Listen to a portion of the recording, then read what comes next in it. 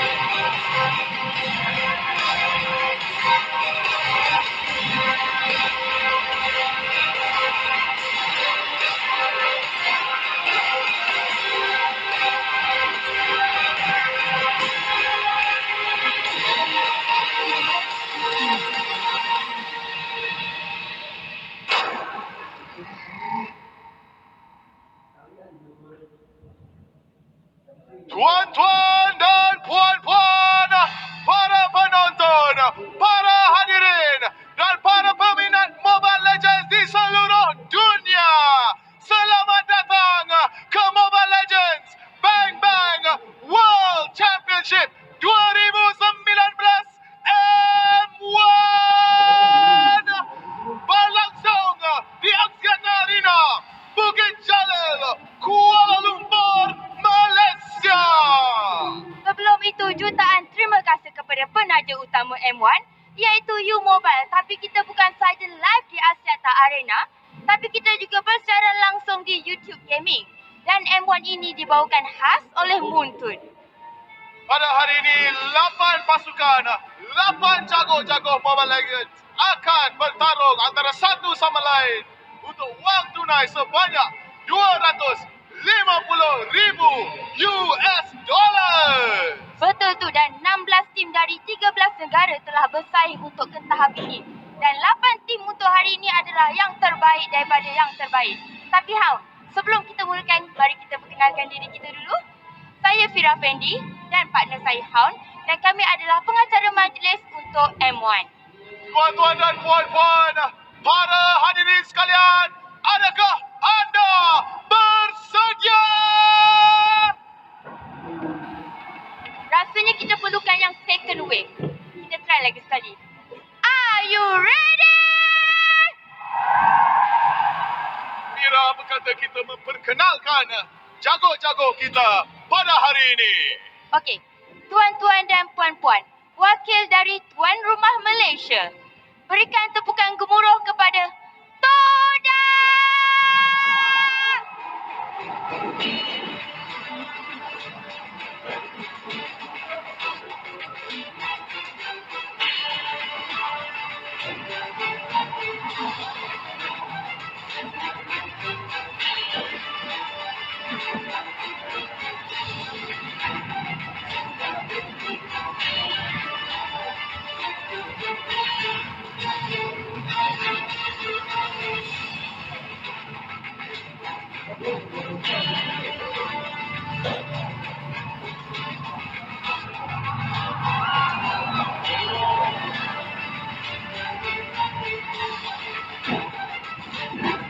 Seterusnya, wakil dari Indonesia, let's Regam Kian.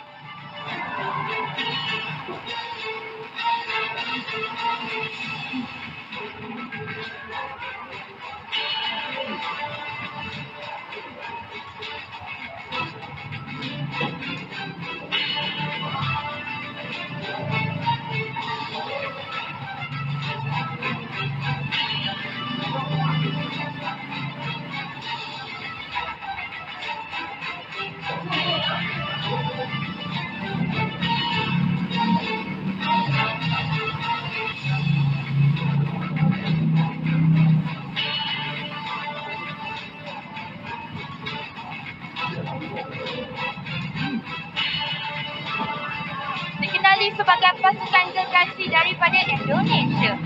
Berikan tepukan gemuruh kepada Evos Legend!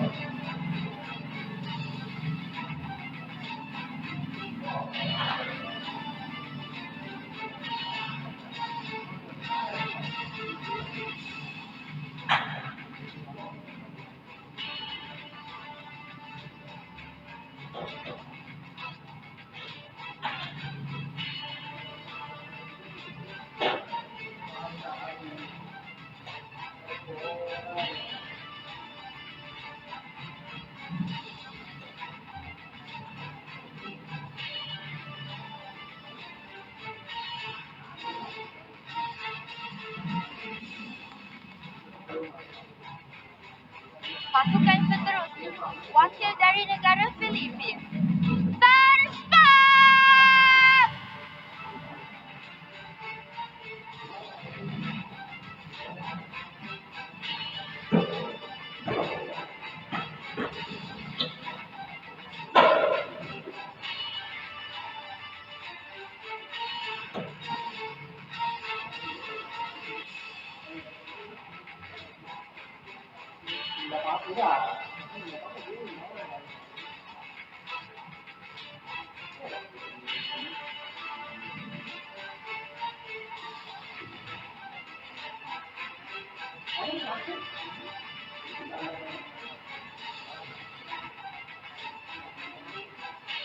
Pasukan seterusnya mewakili Vietnam. Tuan-tuan dan puan-puan, VEC Fantasy Man.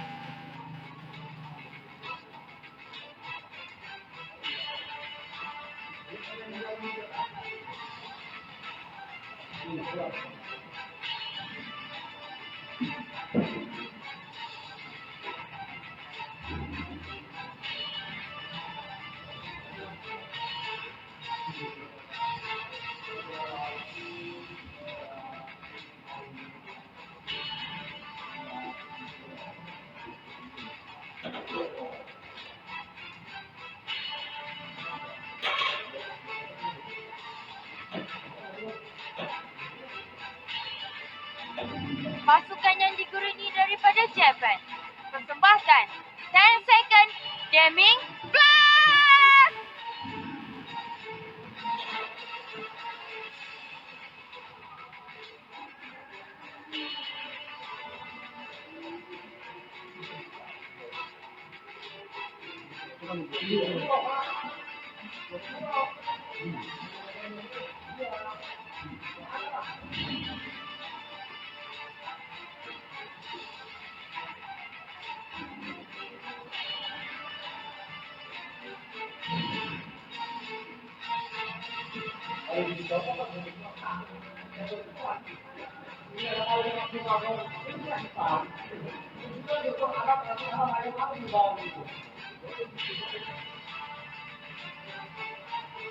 Pasukan terakhir mewakili tuan rumah Malaysia.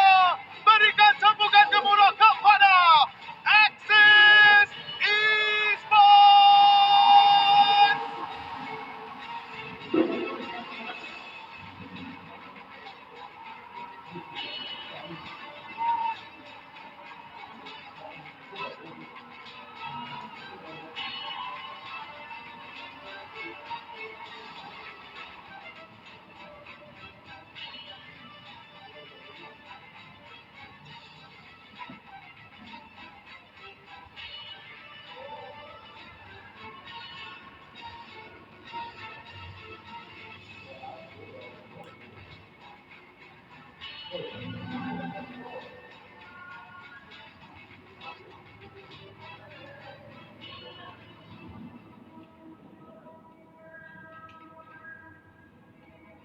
But look at that go. The mid's gonna go in with the numerous blast, casting over onto 3 members with the flicker as full. Hurricane Death on the face, and now RRQ next crashing right in, and Odium Mappy almost falling out, and both get the Evo's members all in the disarray. Fine, Morning Sound will go defense going for the Hurricane Death. He's gonna go next on 1 year. He will get this in here, but that's gonna be how good. And a big smash ultimate here coming from Anna. Connects the dot, but it's gonna be enough to revitalize from DM, keeps him alive. They take down the archive, but they will find judgment. Was that That is a 3-man backup. The spear is real, coming in from the drop. And as we say this, Mr. Wolf, this is the easy part. Here comes the meteor shower as well. Once again, takes him down high. He's gonna go for more, but from the side, Brownie flickers forward, shuts out the players from the side of Unity Gage. Here comes the Esmeralda, but the Crystal is gonna be the objective here from Masha. TD, a little bit too greedy, gets taken down. They're turning things around. The defense is coming in from Evo's SG. They're gonna play from behind, but BFF on his East Raid. It's Vietnam written all over the scoreboard, and they will.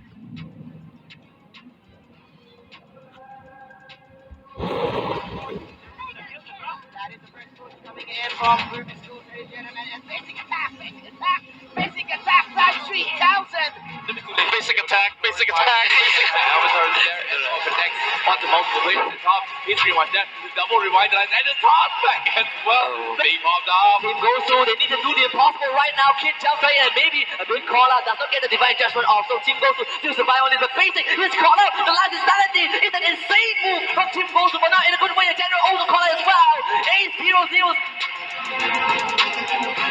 Team Axis is about to collect back in. The over, the Chinese over is there, but basic for the damage was not enough. And the Guardian Barrier will find the score. Once he gets it, everybody's already used to the noise. Oh, big catch! Big time for it's a penalty zone. This is huge. The time for his rapidly. Oh my god, what happened? Immediately melted down like butter. Godlike going in for JP as they cross down the mid lane as well. Here comes the nuts going on the back. What can they do? That will be one more kill going in for the Kimmy. And now only down to Actory as the nuts is there. JP with another play. Triple kill for this guy. And then not times 30. It's not going to be enough. Oh, look at this. The Maniac again. That's amazing, and I think that's game. No more heroes left for the side of Evil Esports. What a good human of blast. Batman, Leo, PJ, the king, posterizing Evil Esports, and that flash and infuse right now. Oh my goodness! Oh my goodness, Donkey, the playmaker! The Donkey Show! He won't get burnt down from Donkey! They're going again! Here comes Asper! Agumi won't get shut down! Oh no! They're losing it! Crystal going to be exposed. His sanity has been used, and the Crystal getting chunked down here, and they're focusing on one of the guys on the... Tokyo trip, Israel. I wonder if you know how you live in Tokyo. 3 heroes here for the side of Onyx BHF. But that is the arrival play coming in for the Filipino squad. It's not here. 5 heroes from Japan. Here we go. Cleaning house. Sunset goes right in for the assassination, but not going to kill off through it, and he might be taken down. And here comes the only other one. He flickers it, but the damage is not bad. Double kill for Papa. Leo Happy does 5-1, but Zika will be barbecue.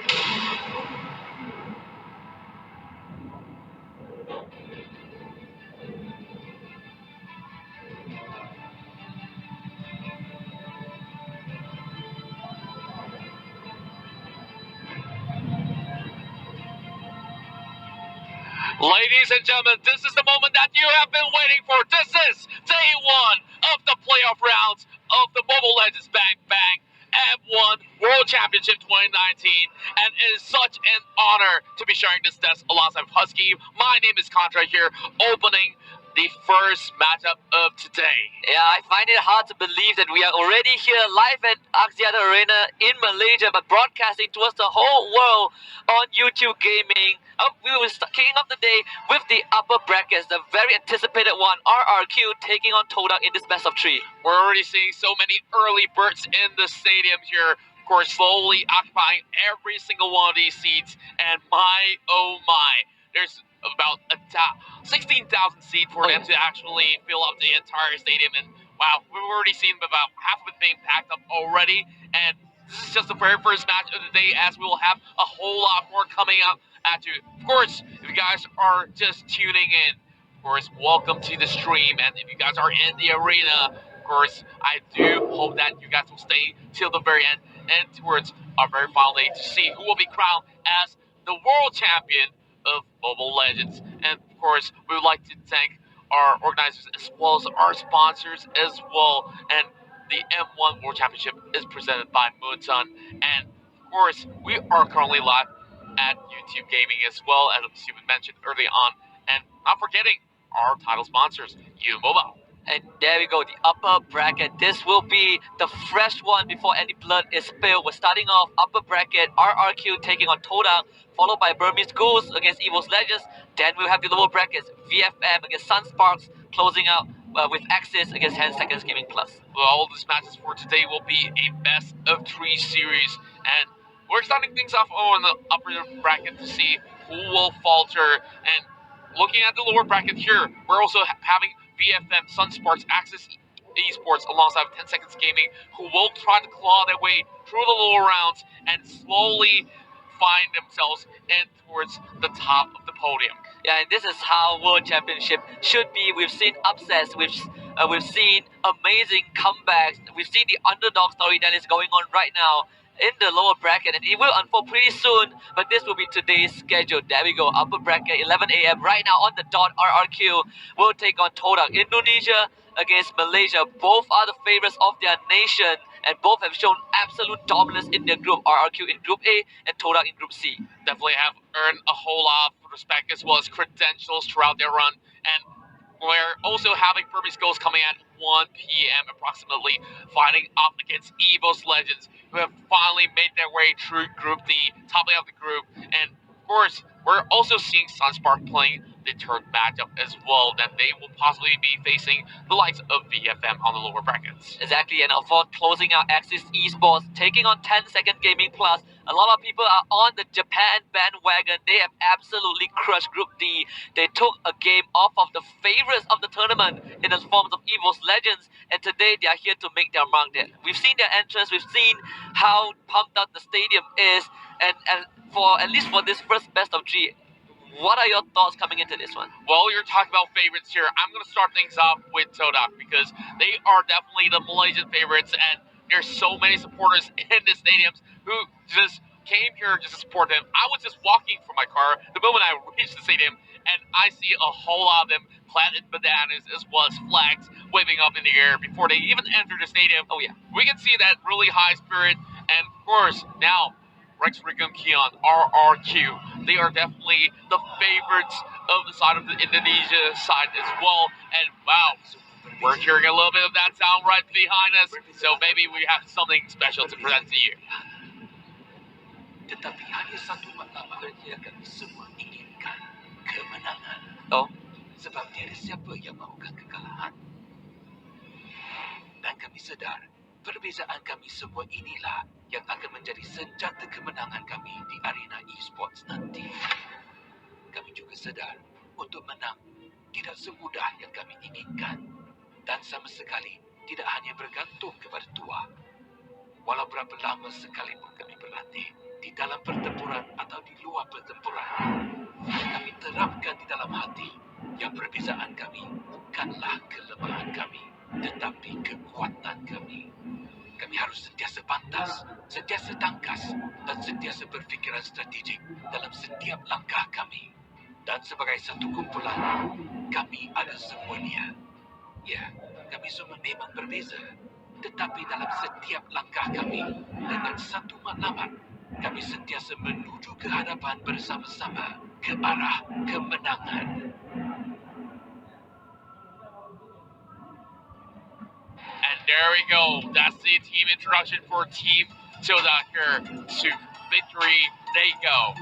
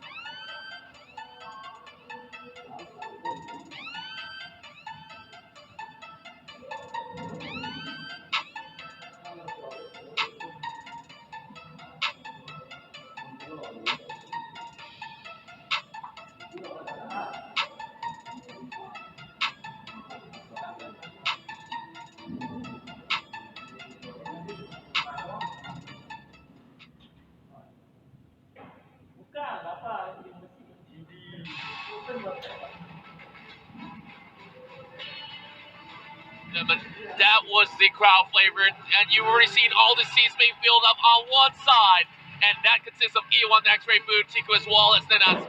And of course, this is their entry in through this stage as they will start off our very first match. The Swordfish are fighting back, and they will have the glory of opening up the first ever World Championship playoff match against one of the best from RRQ. That's right, and they have definitely been causing a whole lot of riptides all across Southeast Asia and beyond.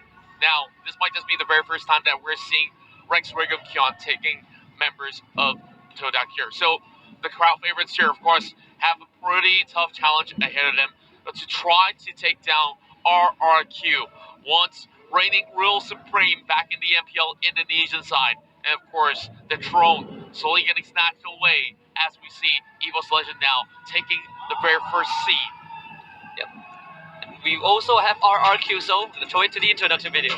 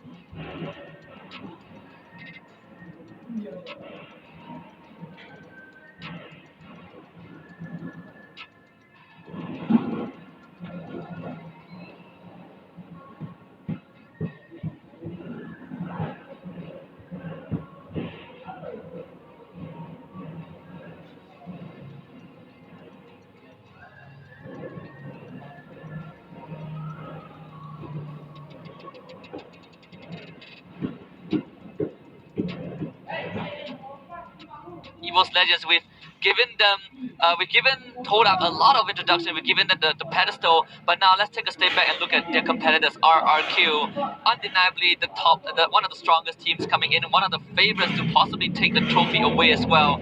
They have dominated Group A, one of the best comebacks that we witnessed in the group stage against VFM. Definitely, VFM was one of that top contender as well, but they were no match against RRQ right here, which definitely had a whole lot of clean sweeps, and they were the first one to qualify out of every single other team. And of course, that definitely proves a huge statement. If that does not tell you that they are so strong, and they are definitely here to take that title and of course crown themselves as the champions of the F1 World Championship. And of course, hashtag Viva RRQ, these guys are supporting the Indonesian side. And as for TODAK, of course, you guys, of course, roar it out for the side of TODAK. Hashtag TODAK win in that sort of sense. Starting off here, we do have Nana's X-Ray Moon, E1, as well as Chiku. And over on the pro side, for RRQ, we have Vincent, Liam, I'm Jago, Lemon, as well as Totoro. Yeah, and if you look at TODAK and RRQ, one of the first things that comes to mind is how different these two teams plays. TODAK in Group C, they surgically dismantled teams such as Evo Gaming through their macro play. I think we've highlighted it a lot. The 1-3-1, the Marsha Halka split push was one that IC Baby 1-2 did put in the spotlight very often. But RRQ was the team that 2-0 the Malaysian MPL champions. They 2-0 Evo Singapore, and they did it in a very dominant fashion. Even the top seed of Malaysia, Singapore, as well as Singapore, had faltered as Evo's SG bowed out in that sort of sense. And we're of course talking about the second seed here coming from Malaysia, which is TODAK, which of course proved themselves worthy and towards this playoff runs here. And keep an eye on the tanks as we see E1 will be facing off the likes of Tsuru as well as the rest as well. So this is definitely one sort of a battle where it might just go even in the early game, but then again in the mid game, I would say they have to prepare for RRQ in that sort of sense. Yep, exactly. And we do have an interview video for the team, so we're gonna show it to you guys right now.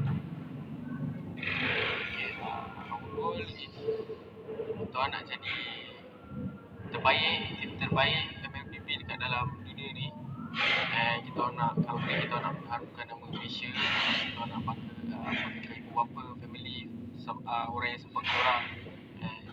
Of course kita orang nak champion dekat M1. Bagi kami dalam M1 ni tak ada tim yang senang lah. Sebab semua susah daripada banyak negara yang kita orang tak tahu dalam sebab nak masuk M1 ni bukan senang. Dia ada dia ada qualifier dia untuk kiranya dia nak kena bersaing dulu untuk masuk ke M1. So tak senang lah. Semua susah. Kuatan kita sebenarnya terletak pada hidup kita orang. Macam saya boleh jadi main tank, support. Ayin, Nenas dia boleh main MM. Tapi paling hero pool yang paling gempak kita orang Iwan lah. Sebab dia sebenarnya dia main tank, but dia boleh tukar jadi mage. Dia boleh main mage dalam masa yang sama. So dengan kita orang kat situ Asyaf boleh tukar-tukar role dengan orang supaya enemy tak tahu apa yang kita nak buat.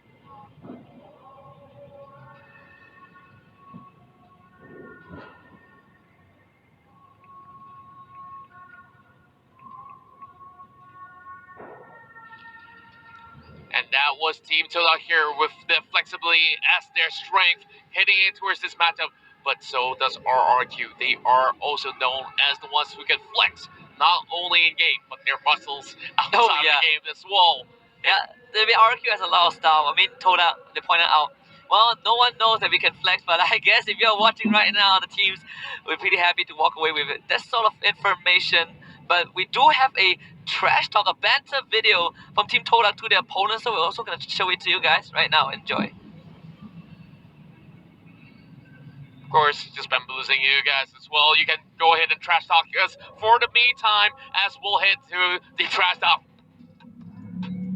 Okay, kepada tim RRQ, korang kena ingat korang ada satu buah je lemon. Kita ada 3 buah. Ciku, Nenas dengan Reggie. 3 lawan 1. Lawan!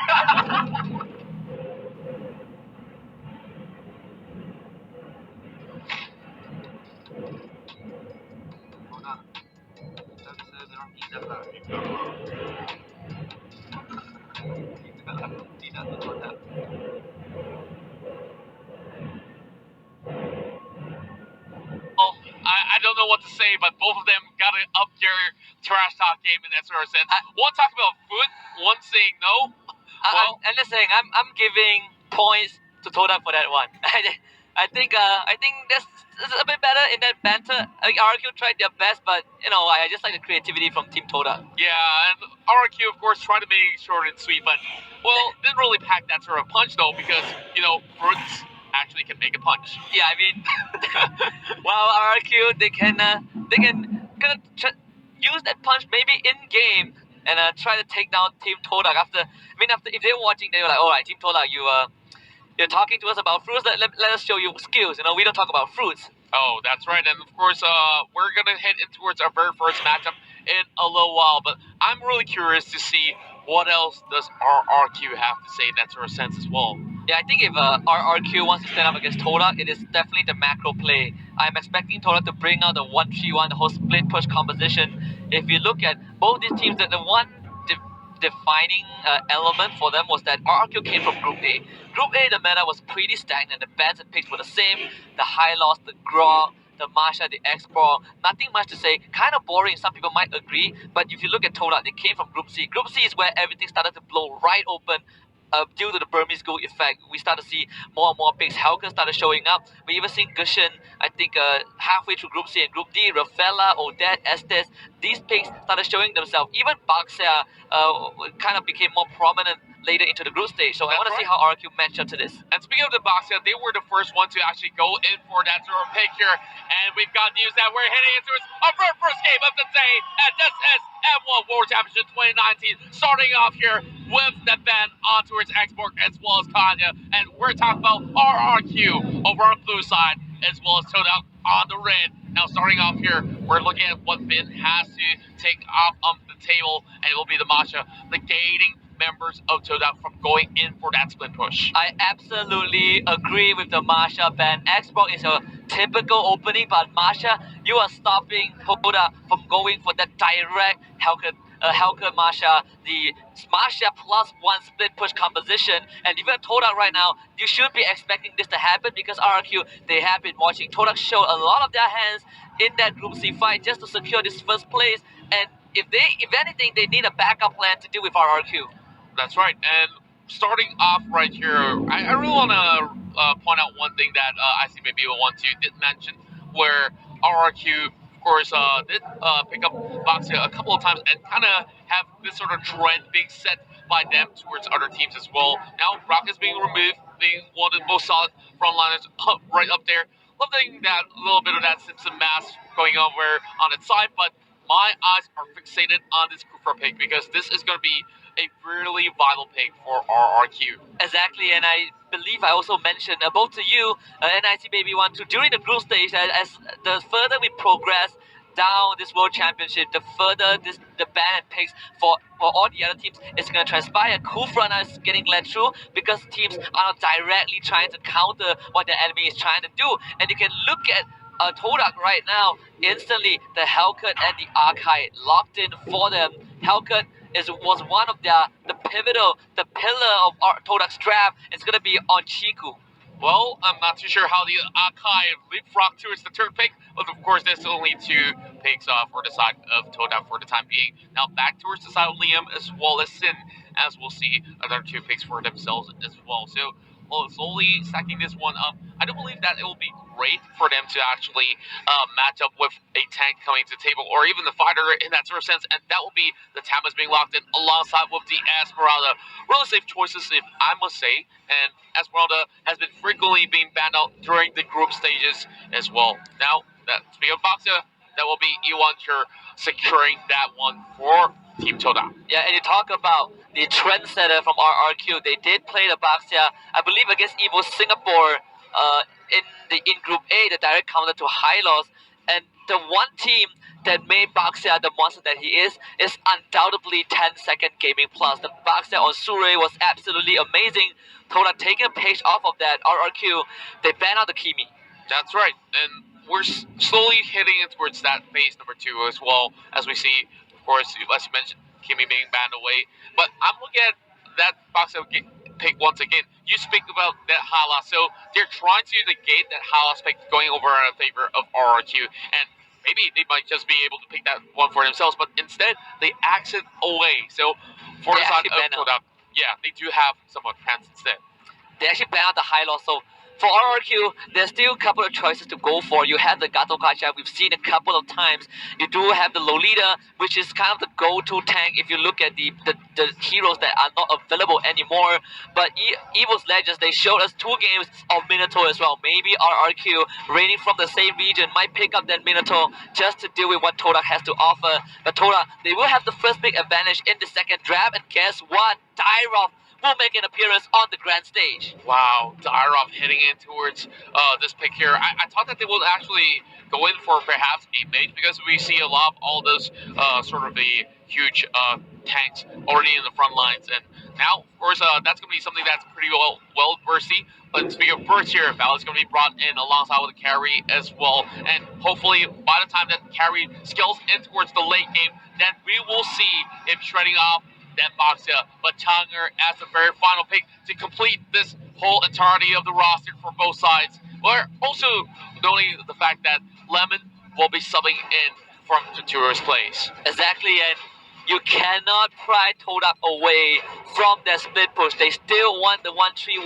You take away Masha, fine. We give ourselves the Hellcat. We pick out this Dyrov. There is no way you can completely stop TODAK from picking the composition that fits into the split push playstyle. But one thing RRQ can do is to match the macro game. TODAK displayed an extremely precise macro management, and RRQ, they will need to kind of find a way to crack the code. Yeah, and I believe that for the side of TODAK here, that you always have a plan B if their plan A fails, such as when they are attempting for a turtle. There's always going to be somebody pushing one of these lanes, and whenever there's that sort of that split push being done, it's going to be a sort of like a bait and switch. If they do appear anywhere across the map, then they will have to pick either one of these objectives to actually be given out away, and that's how they slowly make their enemies choose a sacrifice in towards that matchup and slowly regain that lead. But RRQ, they're no strangers to this sort of strat as well. And you mentioned about that 1-3-1 being into effect.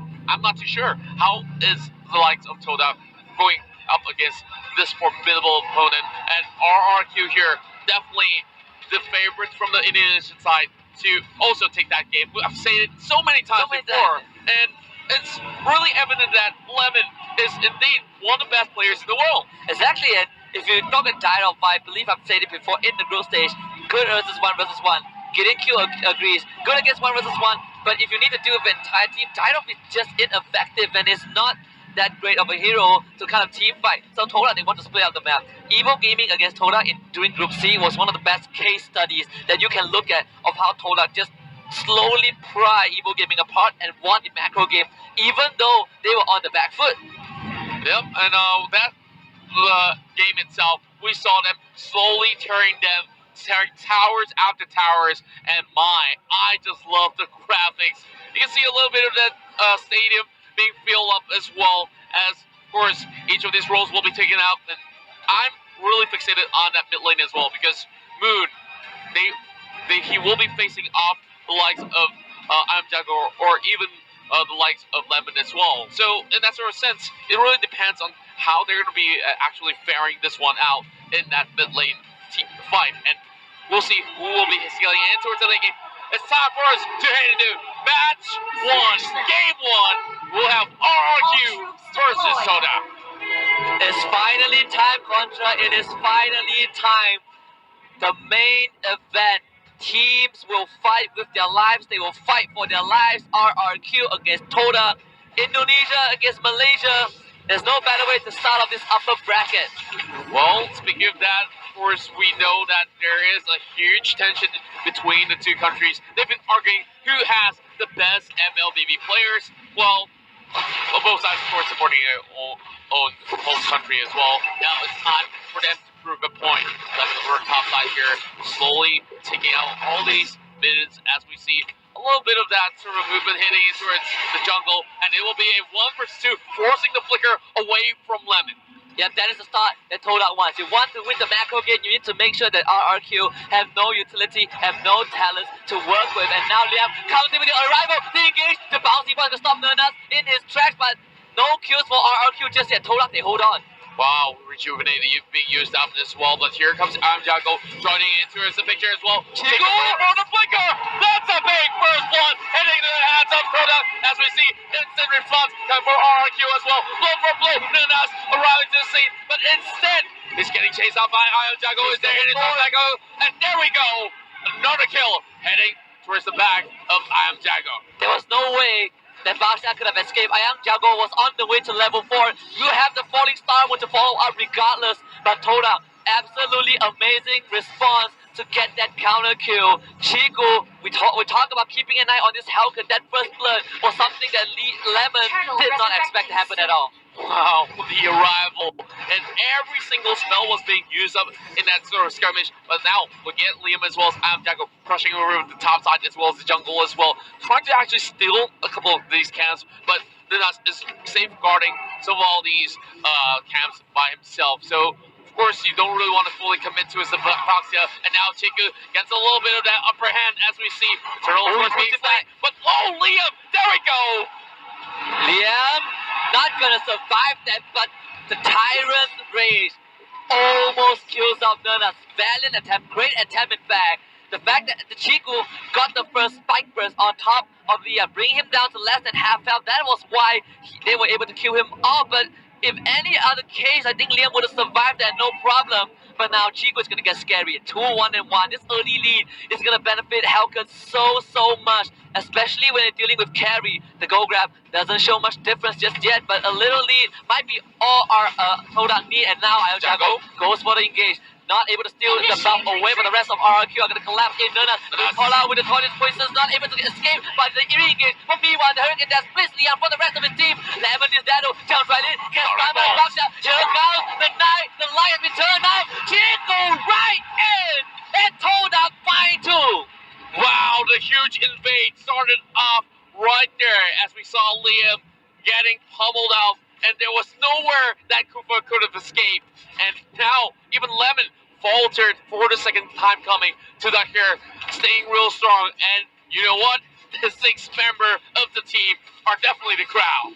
Yeah, and the crowd is going absolutely wild, and for a very obvious reason, Hurricane dance for E1. Liam again isolated from his team. They do lose the Dyro, but to what avail? Here comes back up from Lemon, but Chico with the spike. Jago to go in with the ultimate, the falling star one not connecting onto Chico. He gets out, but Jago can he get anything in return? Moon zoning out this Esmeralda. TODAK, they get out.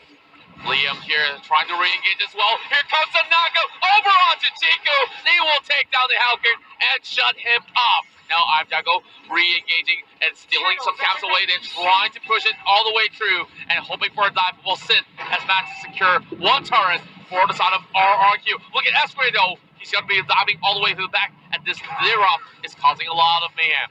The setup for the 1-3-1 Nernas though, not in a good spot. Bastia tanky, but might not be tanky enough. Trying to walk it off, but Kufra with the time defense, he actually gets out. Nernas will survive that 4-man gang, but Turtle goes over to RRQ. Filthy escape as we see Nernas slowly backing away, and everyone thought that he would be able to actually fall right there, but he was pretty calm. He calculated every single dot of damage in that sort of sense. Now, look at the itemization. Everyone's still trying to work their way up towards their core items up. And of course, that's going to be the first item coming out for the side of Carrie. And she's aiming for that Demon Hunter Sword Punch later on.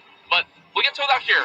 3-man in the mid lane. Same goes to RRQ. They're kind of having a same sort of strat heading into this battle. That's why we keep seeing them lock horns time after time. And Jago now tries to go in for some chase. There's a bait from Nernas, but Jago not going to go for it. RRQ, they are looking at the map right now and can see that they are TODAK going for the 1-3-1, but solo kill from Sin onto that Dyro. Now RRQ, they're looking for the opening. Nernas does get away with the ultimate, the disengage. But RRQ, they should have some confidence because of that solo kill, the 1-3-1. TODAK's specialty being exposed to a loophole. Well, speaking of all these loopholes, definitely there's going to be a little leakage over the top side here.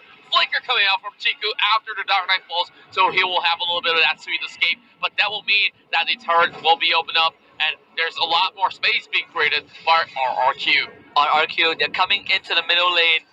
And for the Bastia, for Nernas, not as active as Surace's Bastia from Tennis Gaming Plus, RRQ. If you're dealing with this Kufra, you have to remember there is constantly the element of surprise. That was how the re-engage 2 minutes ago caught TODAK off guard. The go grab still is RRQ's direction. They're gonna push X-Ray back and then finish off the Dyro killing spree for Lemon.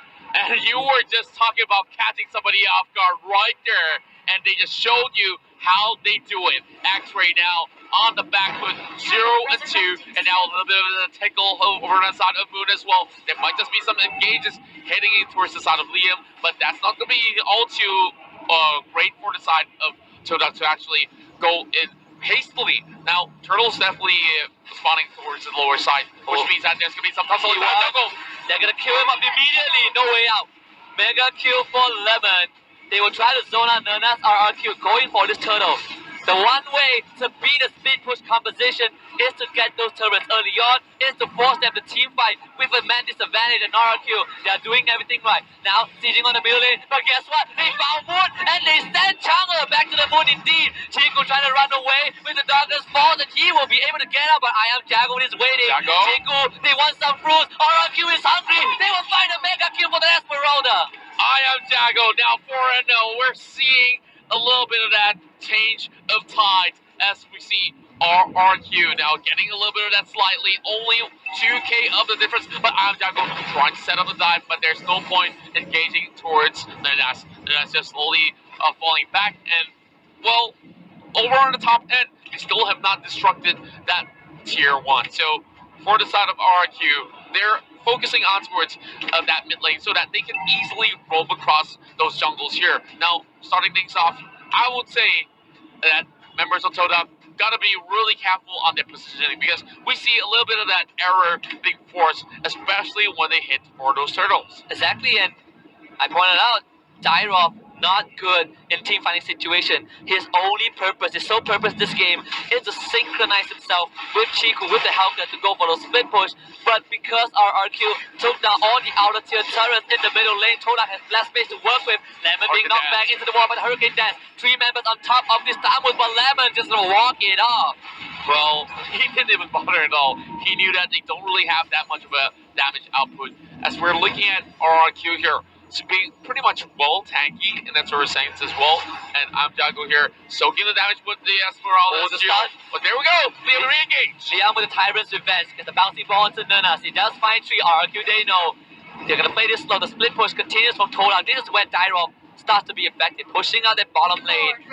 You shield RQ away from the rest of the team, you might win, but the flicker comes up, but Sin is not gonna let him get away. They slay the Traveler once again. They were all 2 split up, and now they're also having a rival towards the bottom side, which means that the split push is rendered useless. And that's now getting chunked out by Jago. There's no escaping from this, but he's just buying enough time.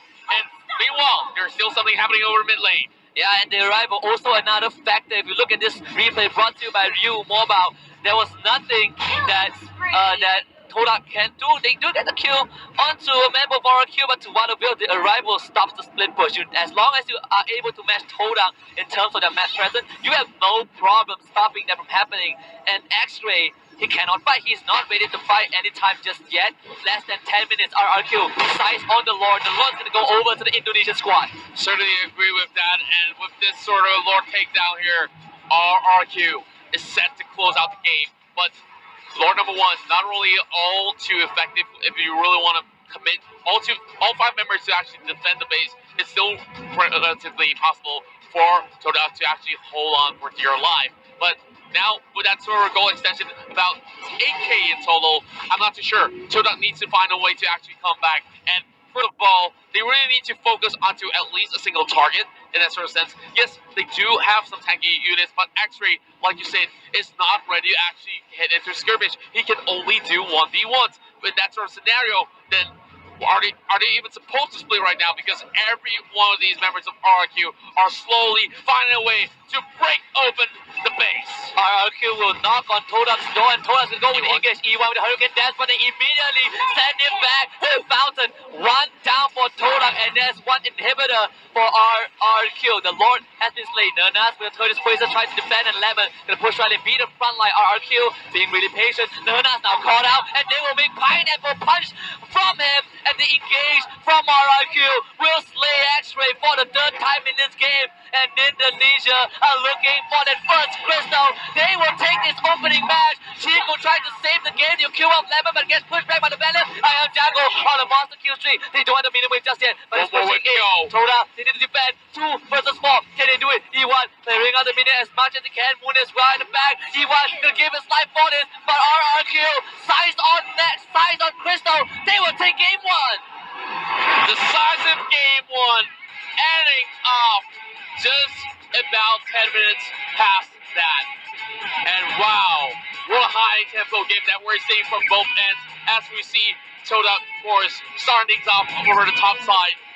And we're also seeing RRQ responding instantaneously. I just love how they actually start things off, especially with the arrival hitting into the scene, and they manage to go on a stalemate for at least a couple of minutes, heading in towards 6-minute mark. That's where they start to actually break the silence, and RRQ, that's where they open up the mid lane and crash right in right after securing the Lord. Yeah, and if you take both mid lane out the turrets, it is so easy to transition into the jungle, so easy to transition to the side lanes, and that is what RRQ did. First thing they did, right, took the priority of the middle lane, had the arrival to match with the solo laners from the side of TODAK, and at the end of the day, TODAK, that is the concern that I mentioned. They've shown so many of their cards. They played the macro game, and RRQ, perfect answer. And now it's time for us to show you guys a little bit of statistics of our very first game of the series. Of course, the highest goal per minute will be in the hands of Carry Hero with about 949 in total each minute. And of course, being one of the MVPs here will be a lot of damage done by the Valor. Now, I really do love how this was actually being played, as we see high priority towards taking those turrets down, especially over each one of all these tier 1s, except for the top though. They take it a little bit slowly. They just focus on the mid lane as well as the bottom, and a lot of all these turtles has been slain away by the side of RRQ as well. And the one thing I don't like about the Dyro pick, the reason Dyro isn't a priority even when you want to go for the split push, was if you look, I believe the 3 to 5 minute mark in that first game, RRQ left Sin on that carry to deal with this Dyro alone, and Dyro was ineffective. That's how inefficient this hero is. Even if you want to fit him into the split push meta, carry had no problem. He had a free lane. Sin was farming the entire game up to the point where RQ decided to pull the trigger in that middle lane. I do agree that they might just be looking to switch out that Dyro for a better fighter in that sort of sense. Like, giving the Leo more worth to a little bit better in that sort of sense, heading in towards a mid as well as late game phase. So TODAK here definitely needs to go back to the drawing board and figure things out, because right now they're on that back foot here with that 1 point deficit. They are trying to even things out and perhaps push back into its game number 3. But RRQ, they're not even flexing their muscles as of yet, because I was saying about how they really flex things out, and the way that they actually built this sort of composition was really great. Starting off, they didn't really reveal all too much of what's in store for the enemies, and they slowly stacked upon that Esmeralda pick, which TODAK completely forgot, and they did not even bat it away. The MVP of the match, undoubtedly, is Sin on the carry, almost full slotted 6-0 and 3. And you can look at him and be like, RRQ, this is the man of the hour, at least the man of this series. If you leave Sin unchecked, he will check you out, and that was the first strike in this best of 3. Well, we're just starting off with our very first game, so by the time the series is over, I wonder who else will be able to challenge him to take the MVP of the match. Yeah, but if you're TODAK, the home crowd favorites, do not be discouraged. And we've seen TODAK play a different draft. We've seen them kind of deviate away from the 1-3-1. They still keep the fundamentals of the macro game. And if you're up against RRQ, who have the basics of the meta kind of grabs, you need to kind of turn on the notch. But we'll look at the highlights from that game 1. Now starting off, we see, of course, Shiku already getting knocked up in the air alongside with Ninas, and that was definitely beautifully played by the Kufra, and that dive hitting towards the top side was perfectly executed. They timed it so well, and RRQ, they get advantages from that sort of the early point of the game and slowly snowballed it towards this point where it was the breaking point for TODAK. Yeah, and if you look at what RRQ did throughout the game, it was really subtle, but they were constantly looking for the Hellcat and the Dyro. The moment the split pushes were taken out, RRQ, they group up, they go for a siege, because they know TODAK not that good in team fights. And if they lose their solo laners, they can't split push, and they have to fight 3 versus 5. And that was the final nail in the coffin. Sin came online, and he just rolled through TODAK.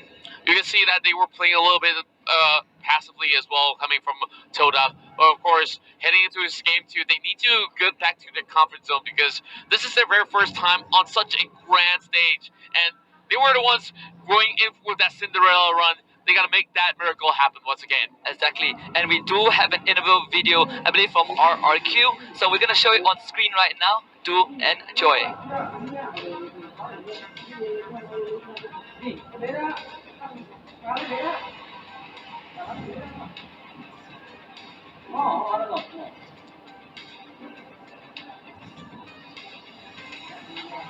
And of course, heading back to the casters, that's right here. That was an epic matchup, as we saw RRQ taking a pretty much an early approach to try to take down members of TODAK. And TODAK, of course, now they're definitely struggling to actually find themselves getting that sort of lead. They went blow for blow. Things were looking even at 5 kills each. Oh yeah. But right after that turtle, things definitely took 100-degree swing in that sort of sense. Yeah, that was the best start that TODAK could have gotten. Chiku opened things up with a 3 a 311 KDA if I'm not mistaken. If you're a Hellcat, that lead should be what sets the tempo of the game. He had control of a full lane, but you can see RRQ, they immediately piled in resources to shut this Hellcat down. They left the Dyrov alone. The moment Dyrov died once, they went to Hellcat and they went back to Dyrov. But we do have a video to show you guys, so do enjoy. To become number one, and then don't forget to eat, rest well, because if we sick, we cannot play well, and we cannot achieve our goal. Simple. Sure, there's a lot of Philippines. I think most stable is the boss ID, and maybe Japan. Japan is quite unique, I think. Our team play is quite unique, and the meta as well, because mostly we create the meta that the rest just keep, keep blah blah blah, following us or copying us. Like, it's quite impressive, but yeah, maybe I will confidently say it's our unique meta and playstyle.